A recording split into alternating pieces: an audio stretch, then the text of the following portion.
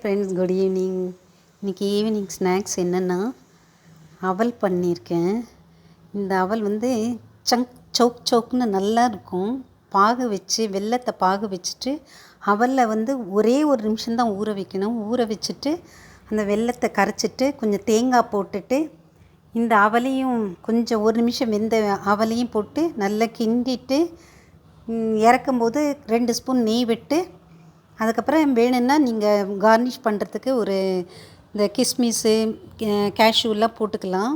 நான் ஏலக்காயும் கிஸ்மிஸ் போட்டிருக்கேன். ரொம்ப நல்லாயிருக்கும். நீங்களும் செஞ்சு பாருங்கள். எப்படி இருக்குன்ட்டு கமெண்ட்டில் சொல்லுங்கள்.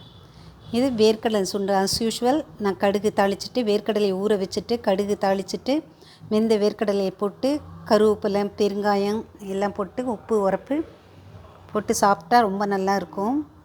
இது பானகம். இந்த வெயிலுக்கு எதமாக பானகம் எப்படி பண்ணணும், வெல்லத்தை கரைச்சிட்டு அதில் லெமன் ஜூஸை கொஞ்சம் விட்டுட்டு அதுக்கப்புறம் கொஞ்சம் சுக்கு பொடியும் போட்டால் நல்லா காரசாரமாக செம்மையாக இருக்கும். அதில் கொஞ்சம் மின்ட் லீஃப் கார்னிஷ்காக போட்டிருக்கேன். எப்படி இருக்குன்னு சொல்லுங்கள். Thank you friends.